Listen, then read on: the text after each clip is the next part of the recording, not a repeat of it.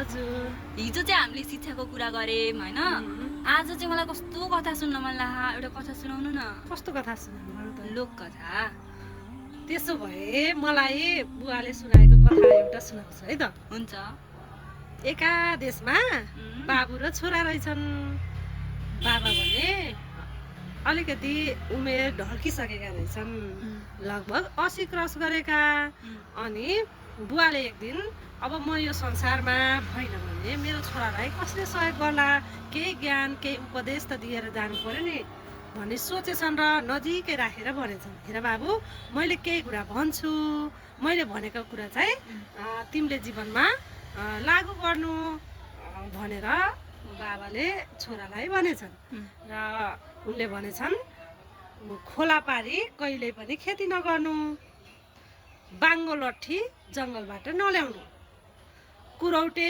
आइमाईसँग बिहा नगर्नु बैमान मान्छेसँग मित नलाउनु त्यसै गरेर अविवेकी राजाको दरबारमा काम नगर्नु त्यस्तो राजाको सेवा नगर्नु भनेर उपदेश दिएछन् यो उपदेश दिएको केही समयपछि बाबुको मृत्यु भएछ त्यसपछि छोरालाई लागेछ बाबाले मलाई यो उपदेश दिनुभएको थियो त्यो उपदेशहरू चाहिँ मैले प्रयोगमा ल्याउँछु कतिको यो के अरे उपयोगी रहेछन् होइन यो बाबाले भनेको कुरालाई प्रमाणित गर्छु भन्ने सोचेछन् उनले के गरेछन् भने खोलापारी गएर खेती लगाएछन् त्यो वर्ष त खोलाले बगाएछ त्यसपछि उनले जङ्गल जाँदाखेरि बाङ्गो लौरो लिएर आएछन् त्यो बाङ्गो लट्ठी पनि उनको कुनै काममा आएनछ त्यसपछि अब विवाह गर्ने पनि उमेर भएको थियो है अब विवाह गर्ने उमेर भइसकेपछि उनले सोचेछन् बाबाले त मलाई यस्तो भन्नुभएको थियो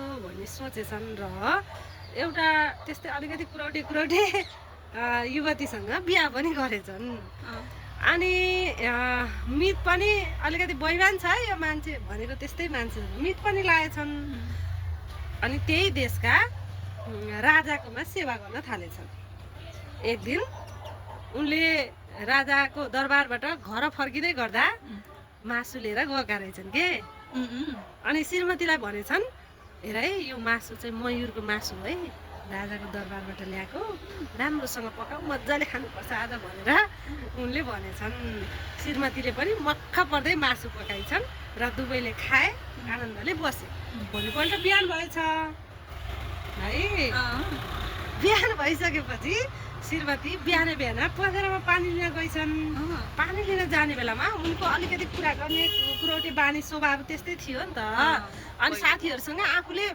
भनिहाल्नु पर्ने केही कुरा पनि राख्न नसक्ने स्वभाव थियो र तिनै मितको श्रीमती मितिनी पानी लिन पँधेरामा आएकी रहेछन् भेट भयो अनि यता उनले के गरेथिन् एउटा सिन्काले दाँत कोट्टाउँदै गएकी थिइन् मितिनीले देखेर भनेछन् होइन मितिनीज्यू के खानु भएको थियो दाँत कोट्टाउँदै आउनु भएको छ नि भनेर मितिनीले भनिसकेपछि उनले मनमा कुरा राख्न सकिनन् त्यसपछि मितिनीज्यू नभन्ने भए कसैलाई नभन्ने भए म एउटा कुरा भन्छु नि ल म कोही कसैलाई पनि भन्दिनँ भनेर उनले भनेछन् त्यसपछि हाम्रो बुढाले त हिजो राजाको मयुरको मासु लिएर आउनु थियो नि त त्यही खाएको त्यही दाँतमा अड्किथ्यो त्यही कोट्टाउँदै आएको भनेर भनिछन् भनिसकेपछि उता मितिनी पनि दङ्ग परिछन् होइन साँच्चै यिनीहरूले राजाको मयुरै काटेर खाए त भन्ने सोध्दै घर गइछन्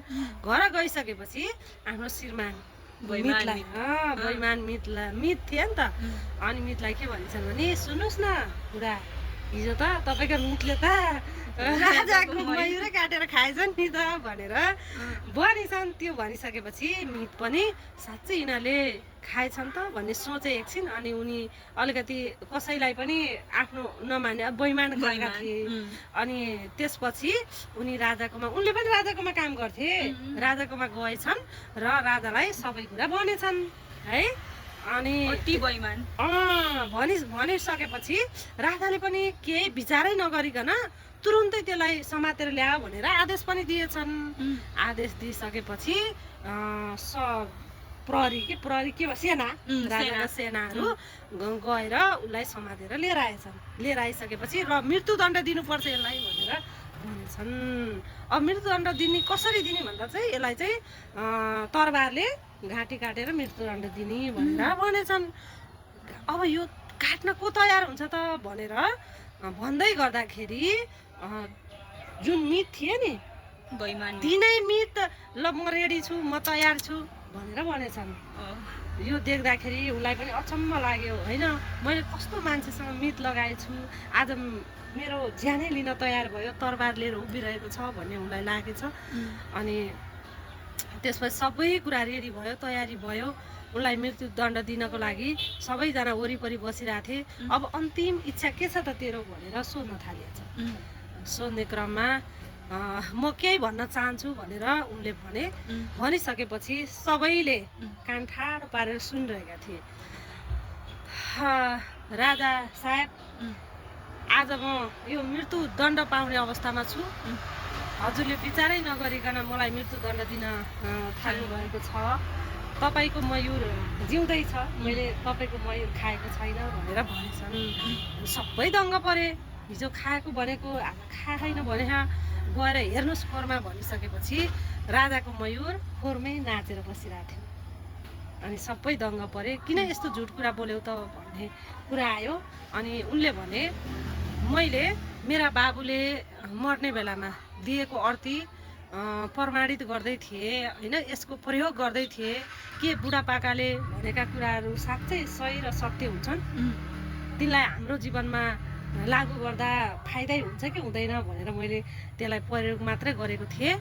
मैले राजाको मयूर लगेर खाएको छैन, मैले 5वटा कुरा प्रमाणित गरेँ। मैले खोलापारी खेती लगाएँ, त्यो कामै लागेन, बाढीले बगायो। बाङ्गो लट्ठी लिएर आएँ, त्यो बाङ्गो लट्ठी पनि मेरो जीवनमा काम लागेन। त्यसै गरेर मैले अलिकति कुराउटे आइमाईसँग म विवाह गरेँ, उनले गर्दा नै उनले नभनेको भए आज म यो ठाउँमा आउनु पर्थेन। उनले कुरा गरेर अर्कालाई भनेको कारणले आज म यो ठाउँमा आउनु परेको छ।